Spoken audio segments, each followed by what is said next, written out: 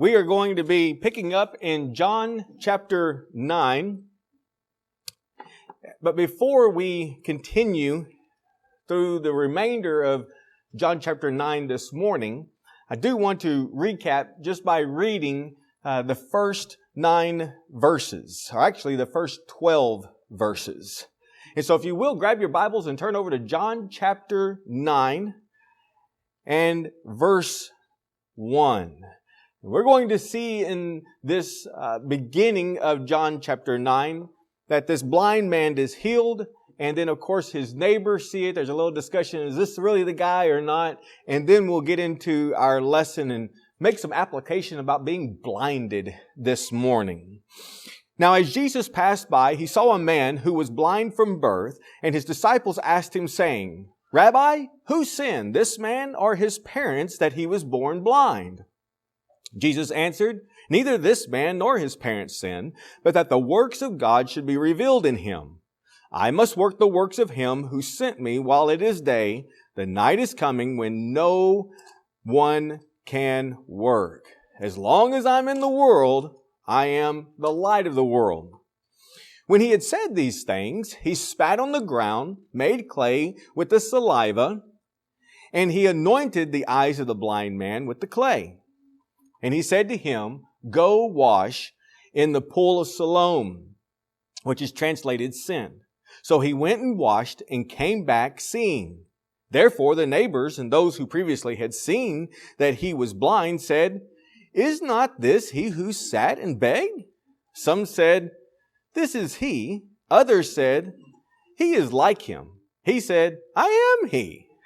Therefore they said to him, How were your eyes opened?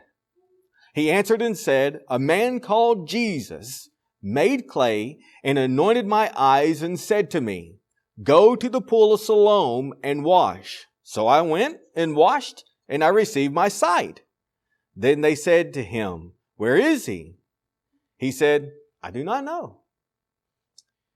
We appreciate everyone being here this morning, especially our visitors. We're honored that you are here with us and hope that you have been encouraged and strengthened so far in the songs that have said, the prayers that have been made, and the Lord's Supper.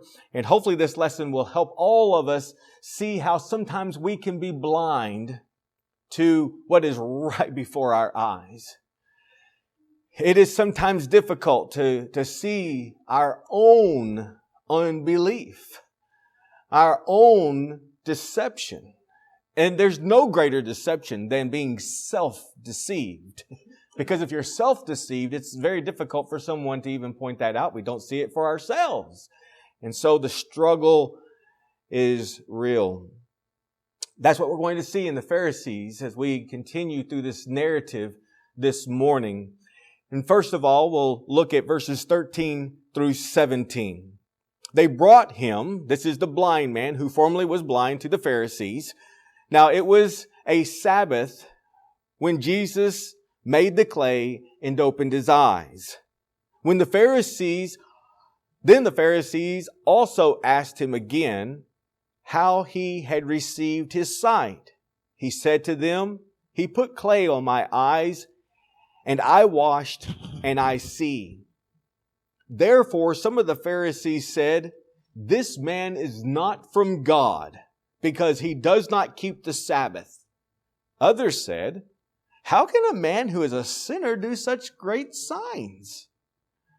And there was a division among them. They said to the blind man again, What do you say about him because he opened your eyes? He said, He is a prophet. So we see contrasting views about who Jesus is. Jesus hasn't claimed to be anyone. He sees this man, and in short, as we've already read, he heals him by making a salve with his own saliva, some kind of clay, as it's referred to, a mud, puts it on his eyes and tells him to go and wash in the pool of Siloam. So he does. The guy comes back seeing, but Jesus is gone.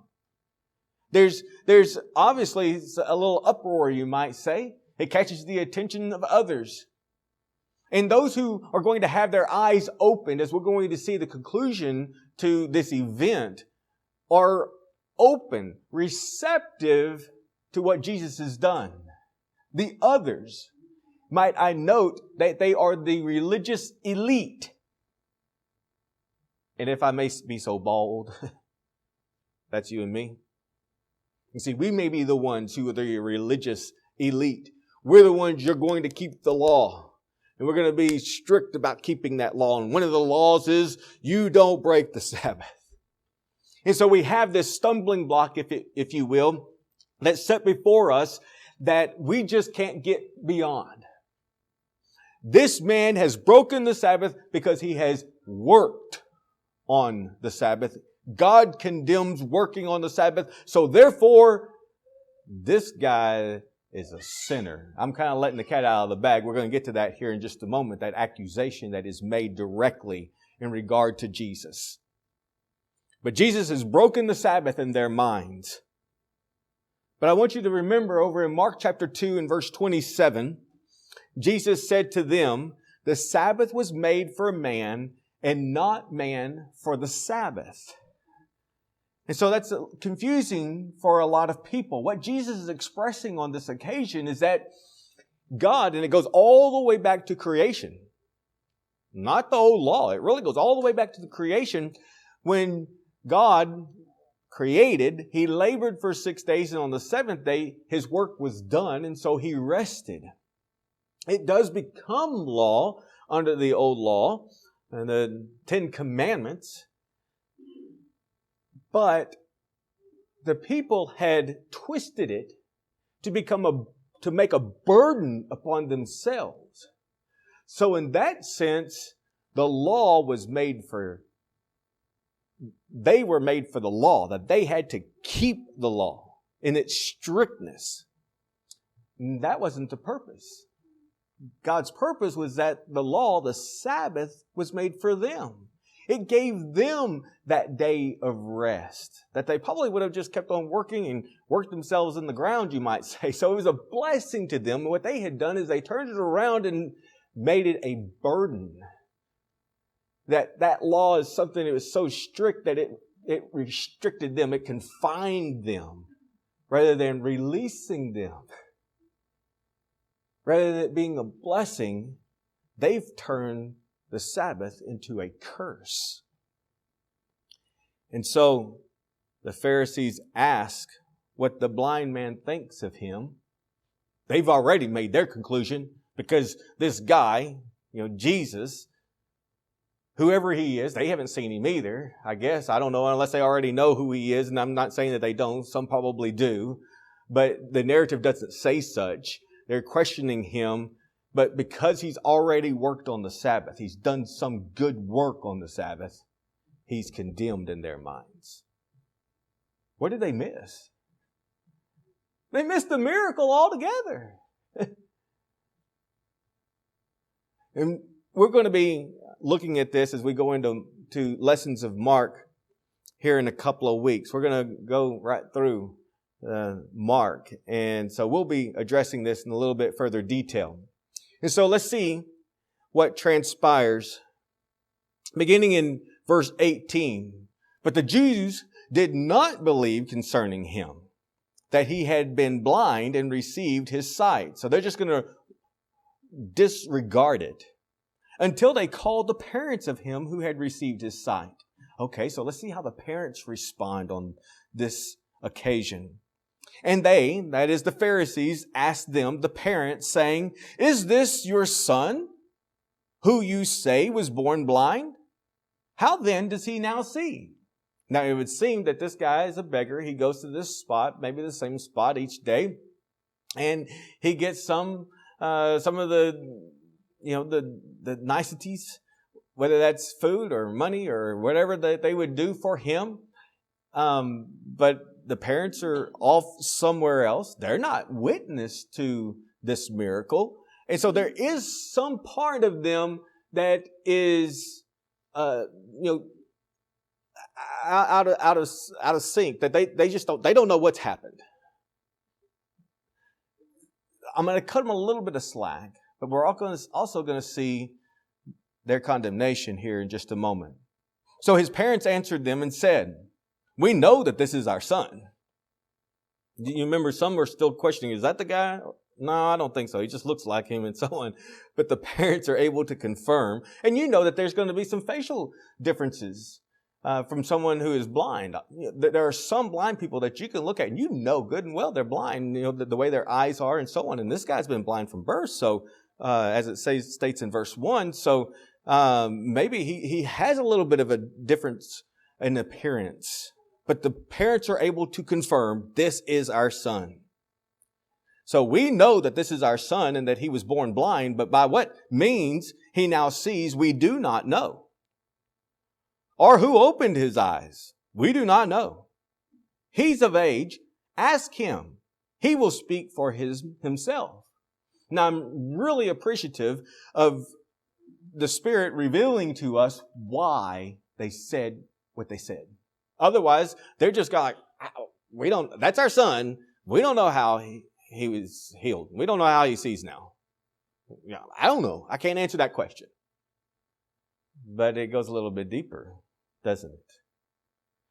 We know why they answered in such a way. To take the monkey off their back and put it on their sons.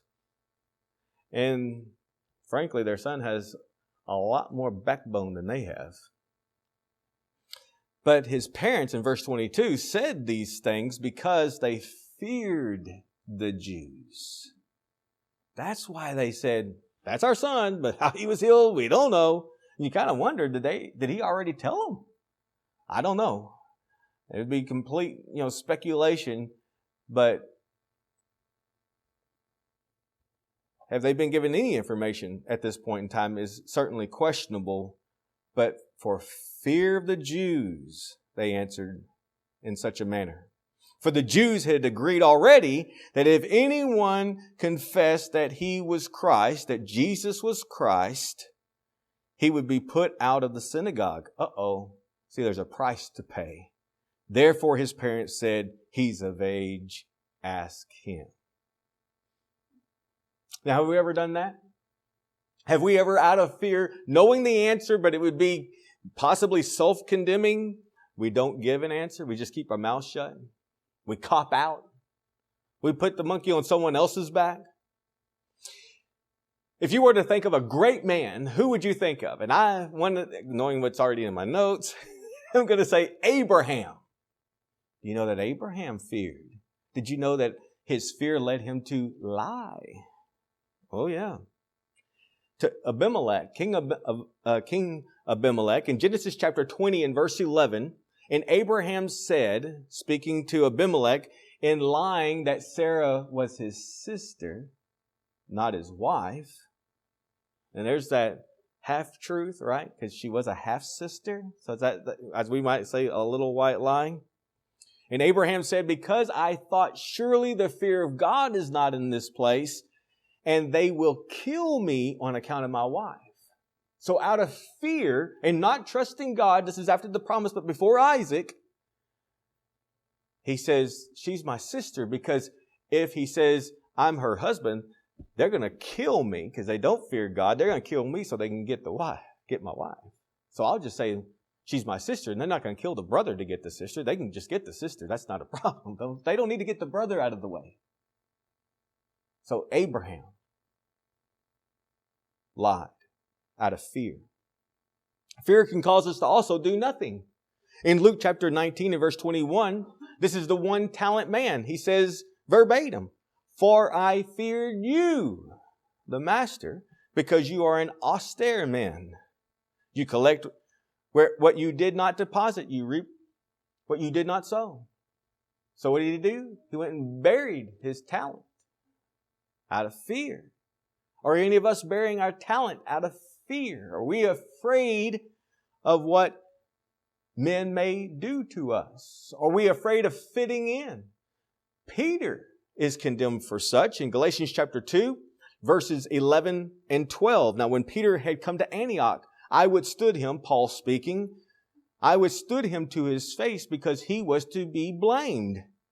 For before certain men came from James, he would eat with Gentiles, but when they came, he withdrew and separated himself, fearing those who were of the circumcised. He knew that there would be consequences among his Jewish brethren if he kept on hanging out like he should have, if you will, and eating and corresponding and being with the Gentiles, and how there was that major segregation between these two groups of people. And so he plays the hypocrite out of fear. But not just to deal with the negative. There are those who were also fearless. And of course, you may be thinking of the same people I'm thinking of, Shadrach, Meshach, and Abed-Nego. When they're threatened to be thrown into the fiery furnace. In Daniel chapter 3, verses 16 through 18, Shadrach, Meshach, and Abed-Nego answered and said to the king. Now remember, this is their second chance, you might say. They didn't bow down the first time, but now they're brought before the king. The king is going to say, okay, maybe you just didn't understand the instruction. When the music starts playing, and I'm paraphrasing, of course, when the music starts playing, you bow down and everything will be all right. This is the response. O Nebuchadnezzar, we have no need to answer you in this matter. If that is the case, our God, whom we serve, is able to deliver us from the burning fiery furnace. And He will deliver us from your hand. Remember, I've talked about being untouchables. As Christians, we are untouchables. No one can do anything to us. They can threaten all day long. They can kill us. But we still have not submitted to their will. We're going to obey God no matter what. So we're untouchable. They kill us, yeah, but so what? They just got us in front of the Lord that much sooner. No problem. If the bus leaves today, I'm on it to be with the Lord. I don't know about you, but give me a ticket now. And that's in essence what Shadrach, Meshach, and Abed-Nego are saying. You just need to understand, King, He will deliver us from your hand. We're not going to obey you no matter what, O King. But if not, if He doesn't save us, let it be known to you, O King, that we do not serve your gods, nor will we worship the golden image which you have set up. When the boss tells the secretary, and you're the secretary, I'm out. I'm not in the office. I don't want any phone calls. You better not say, he's not in the office when he's sitting in the office.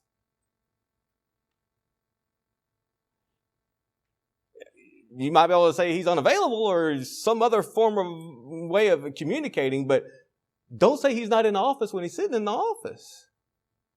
And if he threatens, I'll fire you. You go, well, okay. Just go ahead and packing your bags and get on out of there and go get you another job. Whatever the case may be. Don't give in to fear and sin. These parents could have stood up, believing possibly the testimony of their son, or at least the evidence.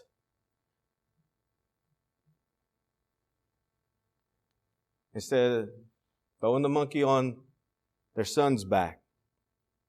Because we know in Hebrews chapter 13 and verse 6 that we may boldly say, the Lord is my helper. I will not fear.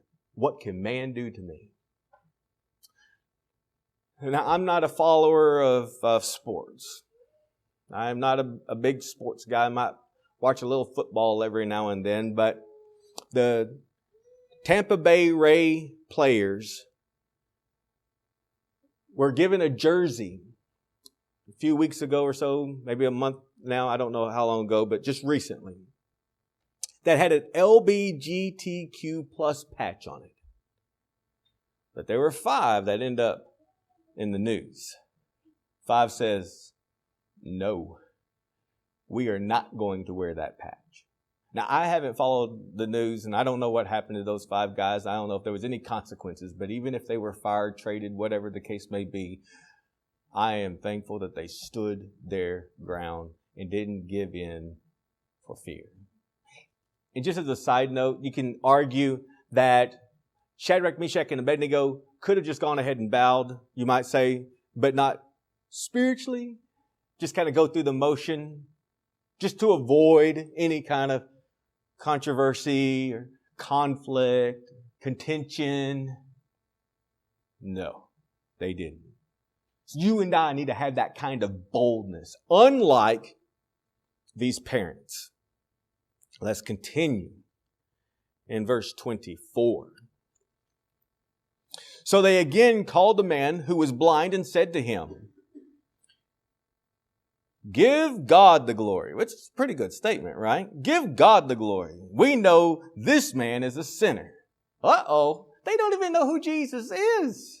But they know he broke the Sabbath. You see how they're compounding it now? And they're wanting to give God the glory, but they are not accounting him as God, Jesus Christ. Give God the glory. We know this man is a sinner. He answered and said, "Whether he is a sinner or not, I do not know. One thing I know, that though I was blind, now I see." That's going to be very important as we come to the end of this lesson, the end of chapter 9 here. This man has his eyes wide open, both physically and spiritually. He is open to the fact that this man is from God. He's convinced because of the miracle. He doesn't have that stumbling block that it was done on the Sabbath. And he's breaking the Sabbath as these Pharisees do. So in verse 26, then they said to him again, "What did he do to you? How did he open your eyes?" Now, they've already asked back in verse 15. He's already told them once, in other words. And so they're asking again, how did this happen? So the blind man, he answered them, "I told you already, and you did not listen. Why do you want to hear it again? Do you want to become his disciples?" Are they asking to be informed? Are they asking so that they can believe? Are they asking to build faith? Are they asking because they are inquisitive? Are they asking because they really want to know the truth? No. They're only asking to find condemnation. In fact, it's kind of weird that they're even asking again. But maybe they're trying to find some way to find fault. Some hole. Do you want to become his disciples? Listen to their response in verse 28. Then they reviled him and said, "You are his..." This guy doesn't even know who Jesus is. "You are his disciple." This guy has never laid eyes on Jesus. "You are his disciple, but we are Moses' disciples.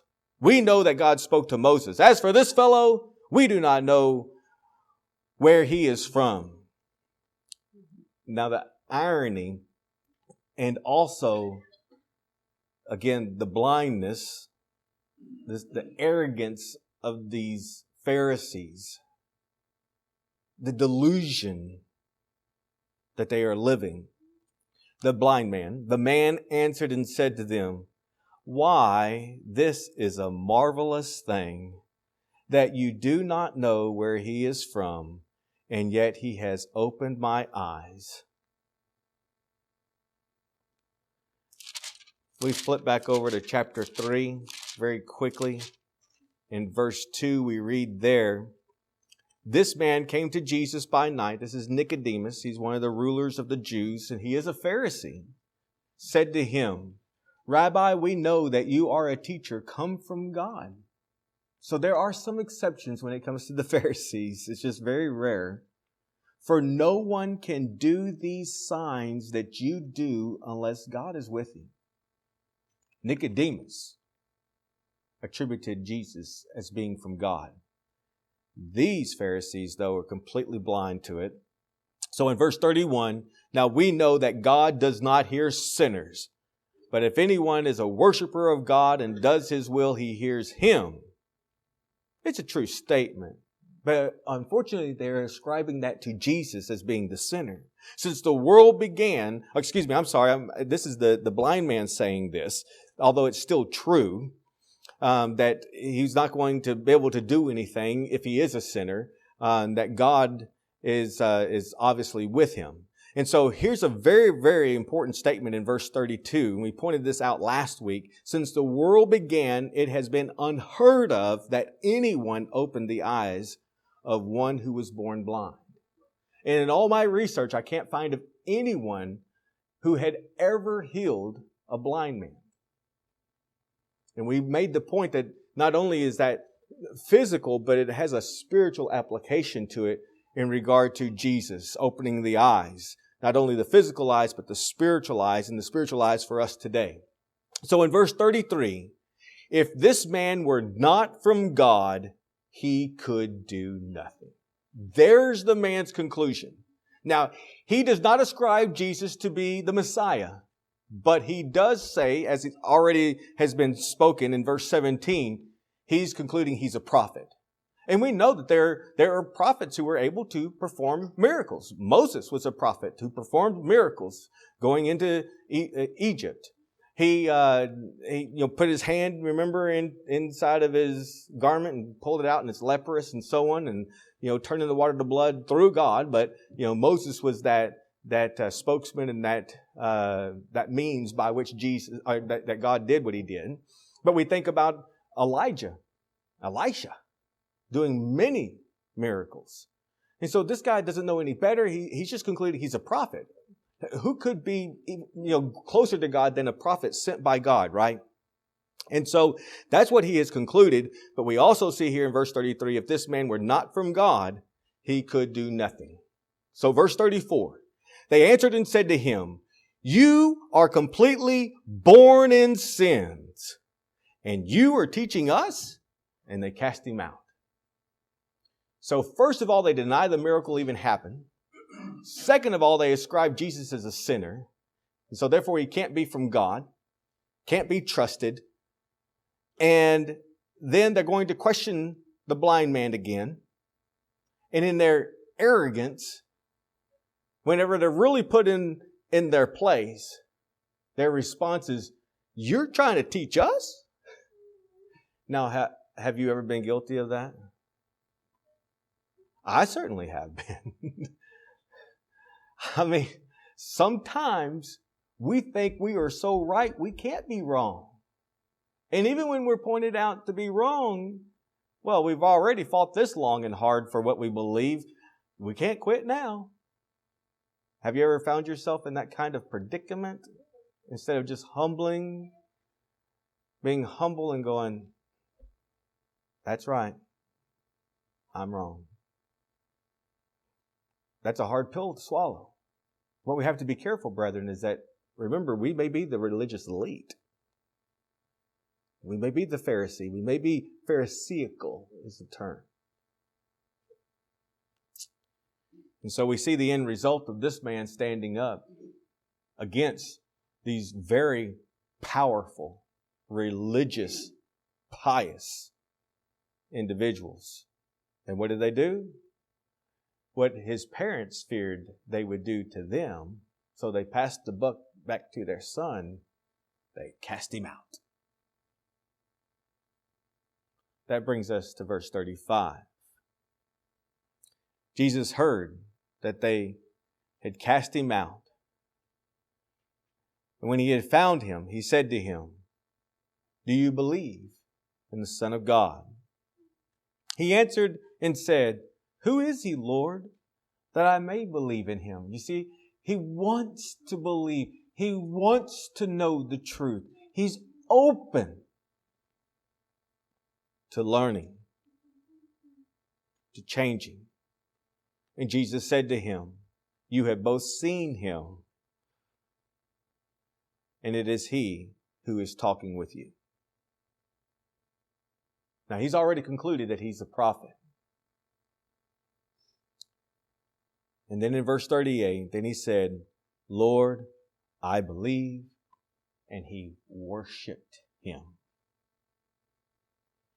Jesus asked in verse 35, do you believe in the Son of God? Who is he that I may know, that I may believe? And so once he's told God is standing in front of him. No prophet, no good prophet would ever accept worship. No angel can accept worship. Here's a passage you can turn to if you're talking to any of your Jehovah's Witness neighbors. This man worshiped him. Jesus is neither angel nor alone just a good prophet. He is the Son of God.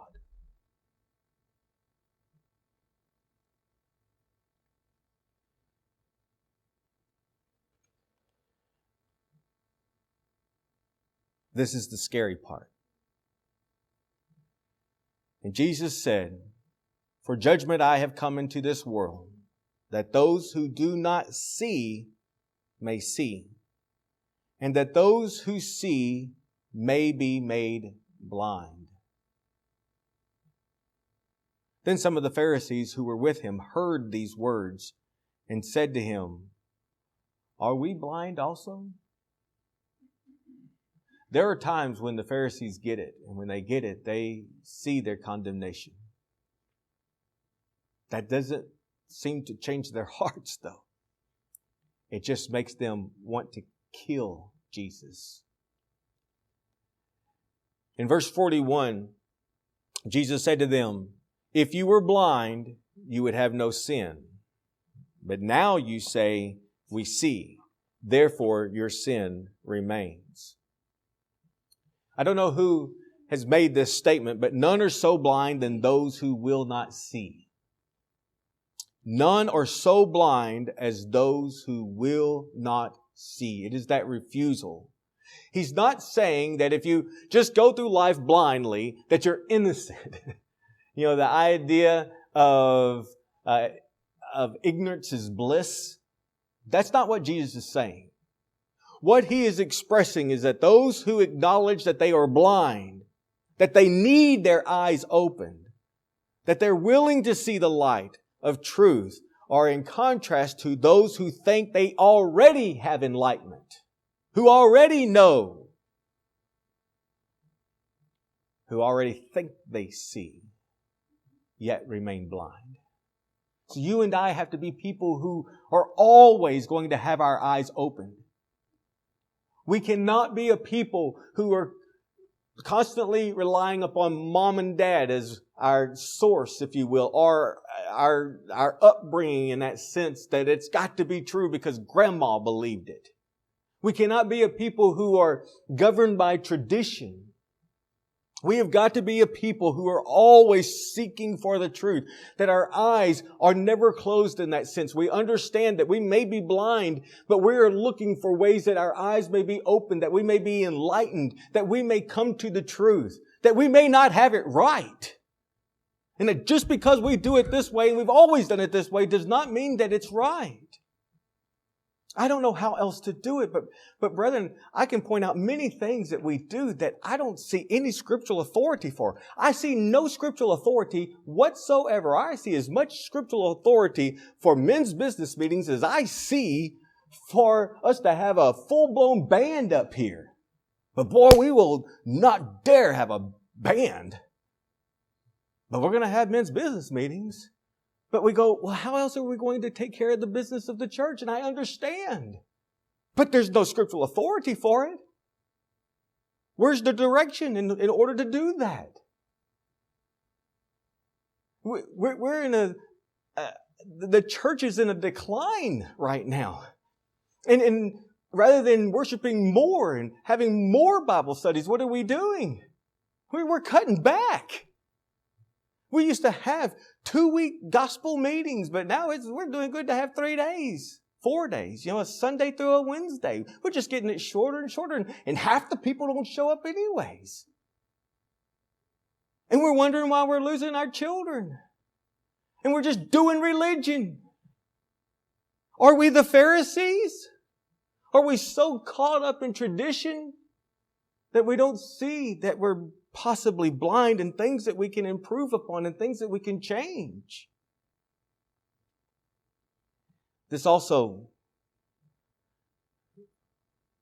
prompts me in regard to teaching the lost that there are those who are grappling, thinking, there's got to be a better way than the way I'm living. But how many people have we written off that are non-religious, They're in a good marriage, have 2.2 kids, good income, don't curse, swear, drink, fornicate.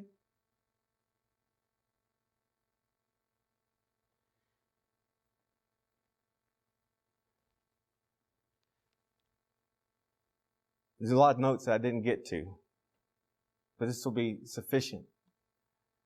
It scares me that I would be definitely standing before a group of people, leading you in thought, in which I will be held greatly accountable someday. If there's anyone prone to some kind of religious eliteness, it's me. If there's someone who kind of go with the flow and not be one to rock the boat, it would certainly be me, because my income is tied into what is said from this pulpit. But remember, I told you whenever I came and met you, no one hangs anything over my head. The Lord's already taken care of us, and you want to get rid of me after this sermon? Okay. Because I don't serve men, I serve God. And that sounds so arrogant, and I don't mean for it to sound that way, but I'm saying that I've had to make decisions in my life in regard to the Lord's Supper and other things that go contrary to the Church of Christ's belief. But it's a whole lot easier just to kind of go with what everyone has always said and what we believe. You see what I'm saying? That's why we have to be students of God's Word, that we're not blind and go, I don't need to see anything. I'm fine just the way I am. I really do see. And Jesus says, you see nothing. You're blind and self-condemned. We've got to be those who realize that we can be blind. We're blind to certain things. We're blind to our own deception and so on, as I began the sermon with, so that I'm looking for the truth. I'm not looking to prove what I've always believed, but I'm looking for the truth. Big difference between those two. Big difference. And so, although we may want to point the finger at the Pharisees and say, how could they? We can be guilty too. But may we be like this blind man who now sees and who's willing to submit. May we believe that Jesus is the only way to the Father. John 14, verse 6. And do all that we can to pull the blinders off and see what God wants us to see around us and within. I had more to share with you, but our time is up. I appreciate your attention. If you want to see my notes and so on, I'm more than willing to share those with you. May we truly be servants of the Most High God, never fearing man, always being bold and courageous. And to change, if we need to change, to be in alliance, in allegiance to the truth, God's truth, not our own. If we can help you in that, won't you come?